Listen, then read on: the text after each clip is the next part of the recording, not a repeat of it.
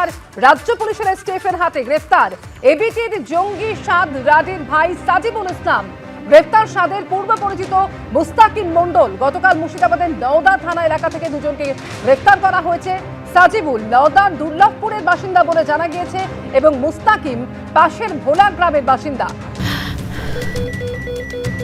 ক্যান্সারে নেই আর ভয়, NCRI হবে এর জয়। আপনাদের ভরসা নেতাজি সুভাষচন্দ্র বোস ক্যান্সার হসপিটাল। জঙ্গি কার্যকলাপে যুক্ত থাকার অভিযোগে গ্রেফতার করা হয়েছে এই দুজনকে এবং দুজনের বিরুদ্ধেই নওদা থানায় অভিযোগ দায়ের হয়েছে।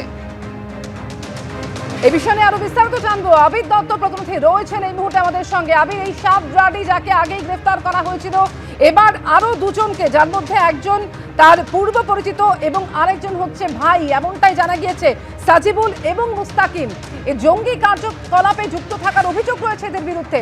ঠিক কি ধরনের যোগ এখনো পর্যন্ত পাওয়া গিয়েছে?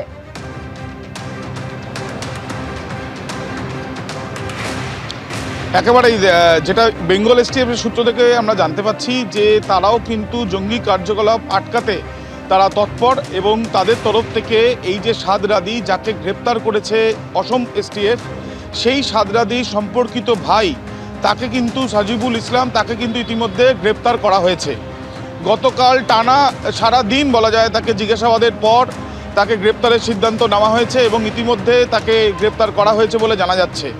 এবং এই যে মুস্তাকিম মণ্ডল বলে আরও এক ব্যক্তিকে গ্রেপ্তার করা হয়েছে, সেও নওদা থানায় অঞ্চলে সে থাকে এবং নওদা থানা অঞ্চলে ভোলা যে জায়গায় সে থাকে যেটা জানা যাচ্ছে, সেই জায়গায় নওদা থানার অঞ্চলে সে ভোলা গ্রামের বাসিন্দা।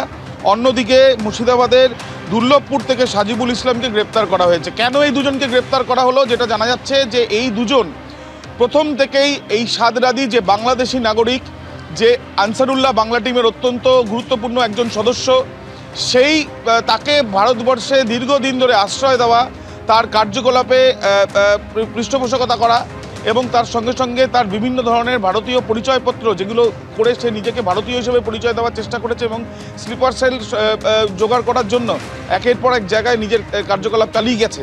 সেই আনসারুল্লাহ বাংলার অন্যতম সদস্য, তার যে বিভিন্ন ভোটার কার্ড, আধার কার্ড, এমনকি ভোটার লিস্টে তার নাম রয়েছে দু জায়গায়, অন্যতম তার মধ্যে নওদা।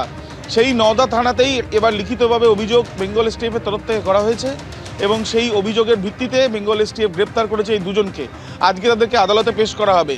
এর আগে আমরা দেখেছি যখন প্রাথমিকভাবে অপারেশন প্রঘাত চালাতে অসম পুলিশ আসে, তাদের সঙ্গে বেঙ্গল এসটিএফ ছিল এবং এই মুর্শিদাবাদ জেলা থেকে হরিহরপাড়া থেকে দুজনকে গ্রেপ্তার করা হয় এবং কেরল থেকে একজনকে গ্রেপ্তার করা হয় যার নামে এই সাদ রাদি। পরবর্তীকালে জানা যায় এই সাদ রাদি দীর্ঘ বেশ কয়েক বছর ধরে এই পশ্চিমবঙ্গে মুর্শিদাবাদে সে ছিল এবং এখানে থেকে বিভিন্ন জায়গায় সে মিটিং করেছে। তার মধ্যে মুর্শিদাবাদ যেমন আছে, উত্তরবঙ্গের ফালাকাটাও রয়েছে। তার মূলত লক্ষ্য ছিল আনসারুল্লাহ বাংলার যে মতাদর্শ, তাদের যে উদ্দেশ্য, সেগুলোকে বাস্তবায়িত করা এবং সেই ক্ষেত্রে সাদ রাদিকে সাহায্য করার জন্যই এই দুজন, তার মধ্যে অন্যতম সাদ রাদির এই সম্পর্কিত ভাই, তাকে গ্রেপ্তার করা হলো এবং তার সঙ্গে সঙ্গে গ্রেপ্তার করা হলো তার এলাকারই পাশের গ্রামের ভোলাপুরের বাসিন্দা তাকেও, মুস্তাকিম মণ্ডলকেও। এই দুজনকে জিজ্ঞাসাবাদ করে তাদেরকে হেফাজতে পাওয়া গেলে আর কারা কারা রয়েছে যারা আনসারুল্লাহ বাংলার সক্রিয়ভাবে ছিল বা পরোক্ষভাবে ছিল, সেটা নির্দিষ্টভাবে জানার চেষ্টা চালাবেন বেঙ্গল এসটিএফের আধিকারিকেরা।